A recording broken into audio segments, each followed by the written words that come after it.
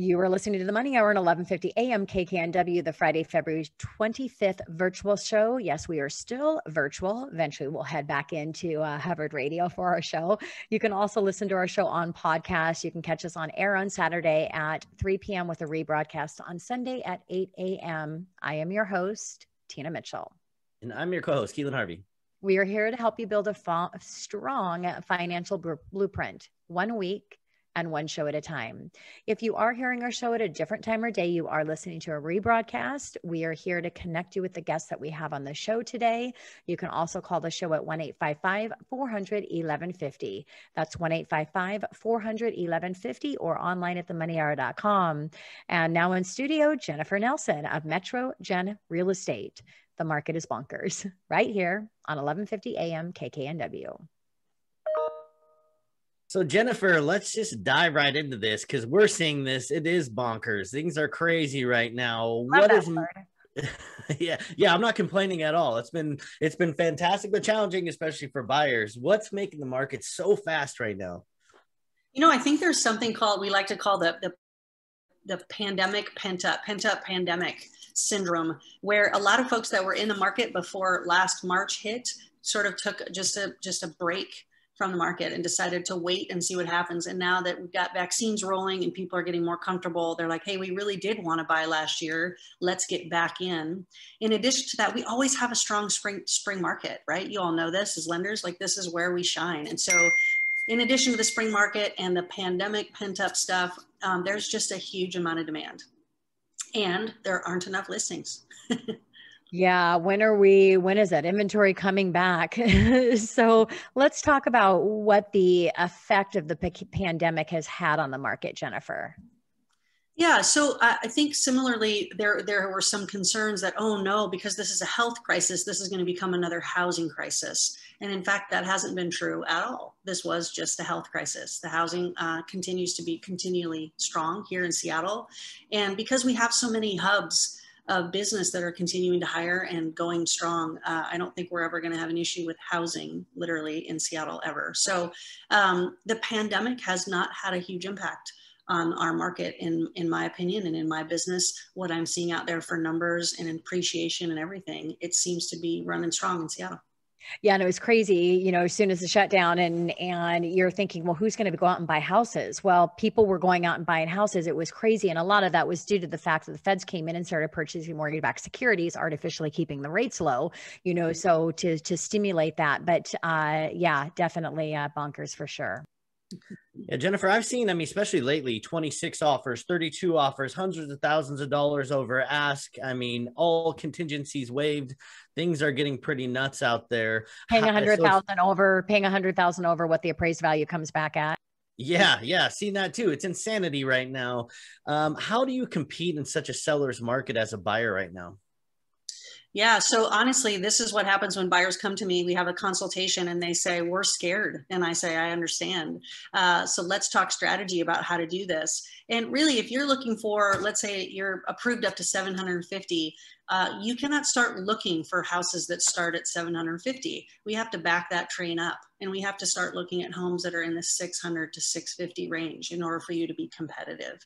Then really talking ahead of time about what contingencies you're going to waive and what that means as a buyer. I honestly am scared a little bit about some of these buyers that are just throwing caution to the wind and going for it. And there is a point where you need to stop. This isn't eBay for real estate, right? We don't want our economy to go back into that position, or you as a buyer to end up 2 years from now in a really difficult spot because you did in fact overpay. So I play a big part in helping bring some reality and some wisdom to that process. So strategy, starting off lower, and then I think understanding what contingencies you're waiving can help you be successful. There are also some tips and tricks that I have for multiple offers and how to stand out in that. Most of it is just making a good relationship with the listing agent, being competent and having some character and saying, hey, here's my buyer, here's what they bring, and I'd love to work with you.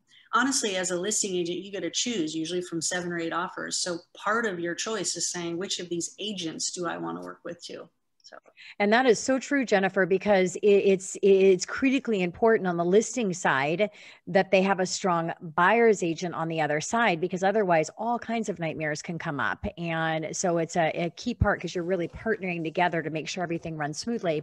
And I think in one, a thing that you said a little bit different here is, than the financial meltdown, is people do have to qualify for it. So, I always say, it's a really difficult market. The price and what your home is worth really comes into play if you're looking at selling and not investing in another property, right? Because even if you do sell and your property is declined in value a little bit, if the market is adjusted, then you're going to get that other property at a lower price. But I think what's different now is, people actually have to qualify for whatever that is. And I like how you're educating them on, really, we just need to take that price down, because 700,000 list price is not 700,000 sell price.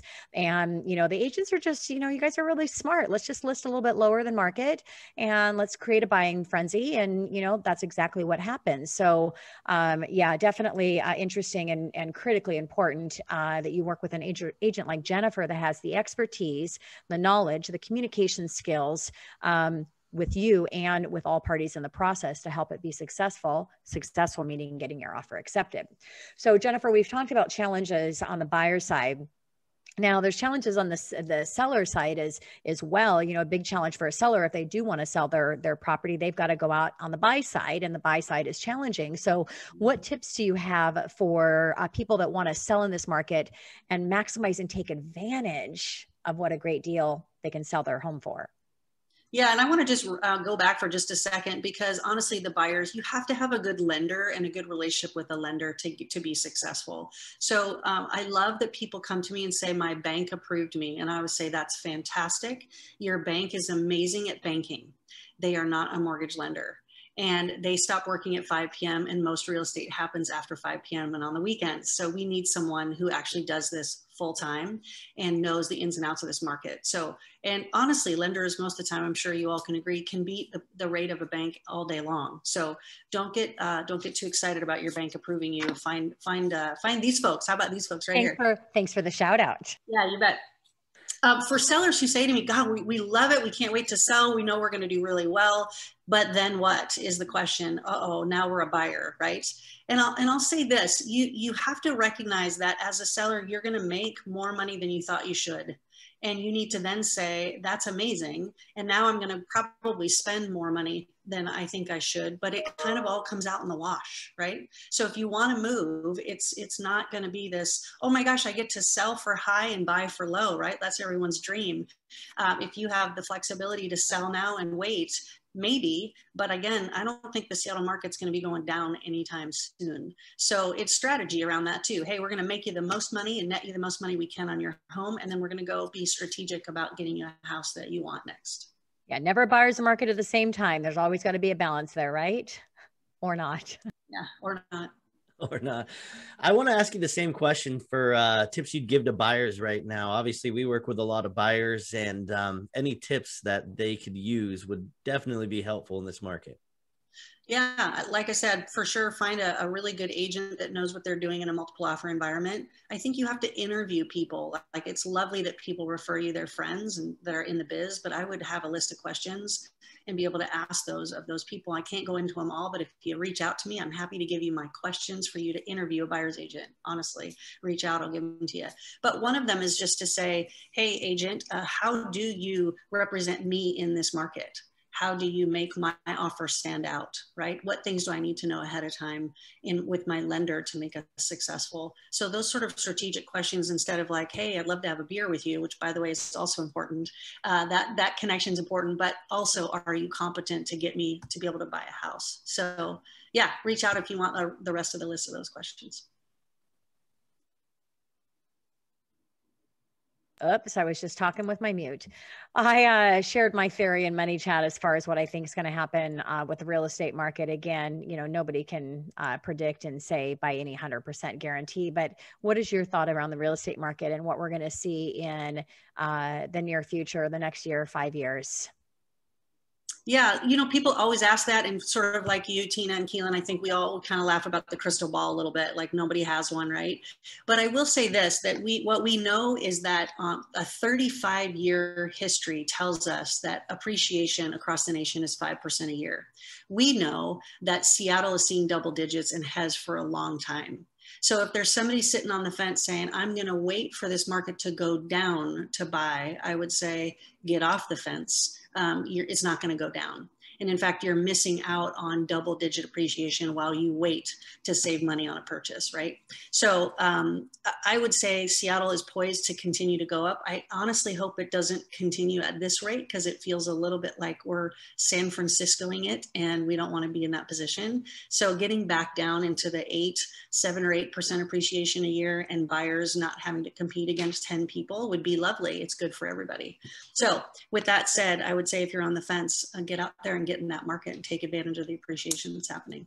Yeah, so true. And the thing with that, Jennifer, too, that, I always think about the major, I mean, obviously we talked about interest rates, that's a huge factor, but then just the lack of inventory. So the concern is what happens when interest rates do go up and people have all refinanced at, not quoting rates, but let's say a 2.5% interest rate. They pulled equity out, they remodeled their home. And, so it's going to be interesting on the dynamics with the lack of inventory that we have had for so long, and even increasing to the highest level in the middle of a pandemic.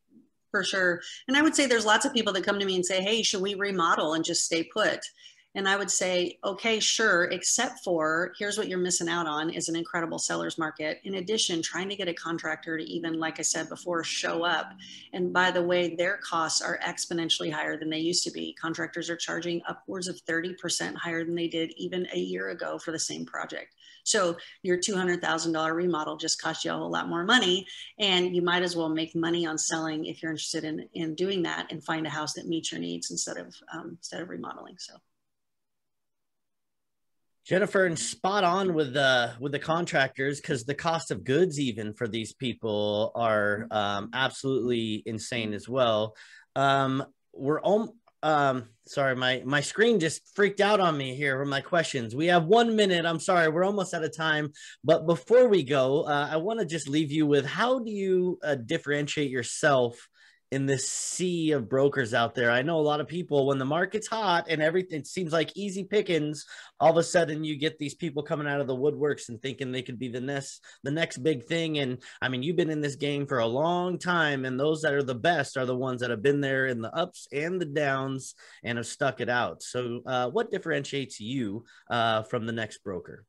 Yeah, thank you so much for that question. If we made it through 2006 and 2007, which I think all of us here that have been in the real estate did, there's something just right there. I feel like we need a gold medal, right? Somewhere walking around saying we survived. But in addition to that, I'm still hungry to make sure that my clients have the best experience. Like I said, I work by referral only. So I don't, you buying a house for more than you should, or you being unsatisfied, doesn't ever serve me. So it's sort of in your best interest to know that I care about your experience the whole way through. I want lifelong clients. I show up with a team, like I talked about before. We have a lot of fun. I make sure we laugh a lot, because, oh my gosh, this is a stressful time to buy or sell. And there's lots of funny things that happen in both processes. And then I connect you with good lenders so that we can be successful. And I would say at the end of this too, that because I work by referral, I get the chance to only work with people that I think we're a good fit with. So as you're interviewing me, I'm interviewing you to find out if I can be of help to you. It isn't just a shoe in. I don't take anyone who just comes off the street. No offense to those on the street. But honestly, it's just let's make sure this is a good fit, because it's a really intimate process. So thanks for having me on the show. Yeah, well said, Jennifer. Thank you so much for being here.